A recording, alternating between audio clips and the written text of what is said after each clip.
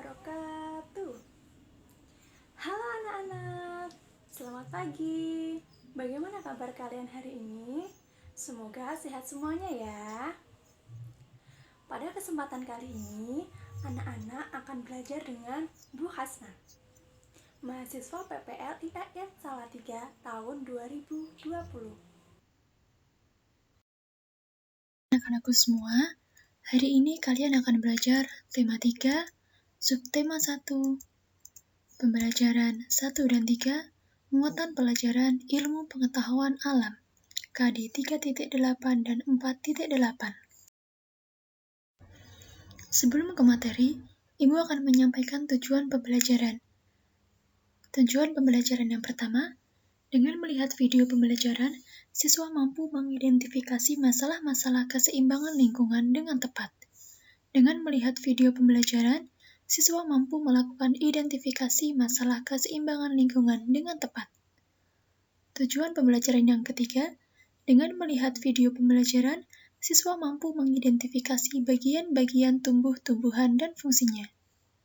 Tujuan yang terakhir, dengan melihat video pembelajaran, siswa mampu menulis laporan bagian-bagian tumbuhan dan fungsinya dengan benar. Kerusakan lingkungan. Manusia berinteraksi dengan sesamanya maupun dengan lingkungannya.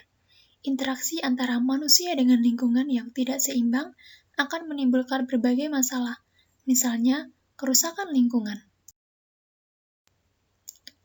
Berikut beberapa contoh kegiatan manusia yang menyebabkan kerusakan lingkungan. Membakar hutan mengakibatkan satwa-satwa kehilangan tempat tinggal atau habitat dan sumber makanan. Menangkap ikan di laut menggunakan bom atau pukat harimau mengakibatkan rusaknya ekosistem laut, misalnya rusaknya terumbu karang dan berkurangnya populasi hewan tertentu, seperti penyu. Bagian-bagian tumbuhan. Tumbuhan memiliki beberapa bagian. Setiap bagian tumbuhan memiliki fungsi masing-masing. Yang pertama, akar. Bagian tumbuhan yang tertanam dalam tanah dan ada beberapa yang di atas permukaan tanah. Jenis-jenis akar. Akar serabut. Akar serabut dimiliki oleh tumbuhan biji berkeping satu. Akar serabut berbentuk seperti serabut dan berukuran kecil. Contohnya, tanaman padi dan tanaman jagung. Jenis akar yang kedua, akar tunggang. Akar tunggang dimiliki oleh tumbuhan biji berkeping dua. Akar tunggang terdiri atas satu akar besar dan akar-akar lain merupakan cabang dari akar utama. Contohnya, tanaman mangga dan tanaman jambu. Bentuk akar pada tumbuhan tertentu. Akar gantung atau akar udara berfungsi untuk mengambil uap air dari udara. Contohnya, pohon beringin. Akar napas berfungsi untuk bernafas dan mengeluarkan zat tertentu seperti garam. Contohnya, pohon bakau jenis api-api. Akar papan atau banir berfungsi untuk membantu tegaknya tumbuhan. Contohnya, akar dari pohon kenari dan pohon randu. Akar napas berfungsi untuk penahan tumbuhan agar tidak roboh. Contohnya, pohon bakau dan pandan. Fungsi akar, yang pertama, menyerap air dan zat hara dari dalam tanah. Yang kedua, menguatkan berdirinya tumbuhan. Yang ketiga, menyimpan cadangan makanan. Bagian tumbuhan yang kedua, batang. Bagian tumbuhan yang berada di atas tanah. Jenis-jenis batang. Batang berkayu, memiliki zat kayu dan kandungan air yang lebih sedikit. Contohnya, pohon jati, pohon mangga, dan pohon beringin. Jenis batang yang kedua, batang basah dan berongga. Bertekstur lunak karena mengandung lebih banyak air dan udara. Contohnya, bayam, kacang, jagung, dan bambu. Fungsi dari batang. Yang pertama, menyalurkan air, zat hara, dan zat makanan ke seluruh bagian tumbuhan.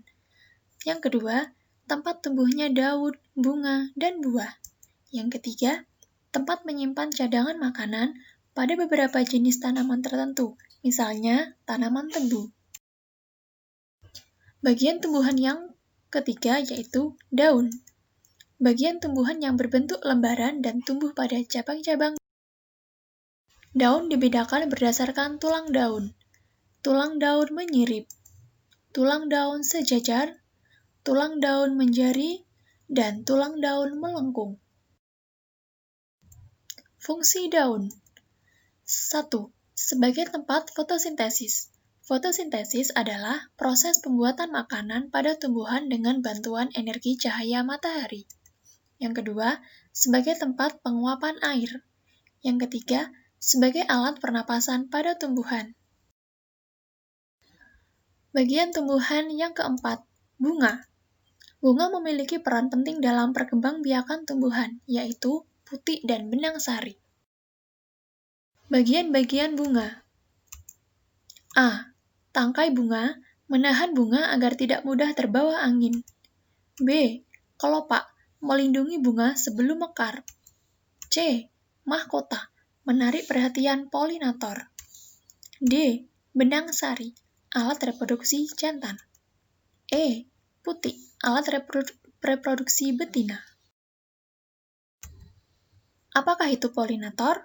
Polinator adalah hewan yang membantu penyerbukan pada bunga, contohnya kupu-kupu, lebah, dan semut. Bagian tumbuhan yang kelima, buah dan biji. Buah terdiri dari kulit buah, biji, dan daging buah. Buah merupakan bagian tumbuhan hasil dari perkembangbiakan bunga. Putik yang telah diserbuki oleh serbuk sari akan berubah menjadi biji. Biji ini nantinya akan ditutupi oleh daging buah. Sekian materi pada hari ini. Tetap semangat, jaga kesehatan, rajin belajar. Wassalamualaikum warahmatullahi wabarakatuh.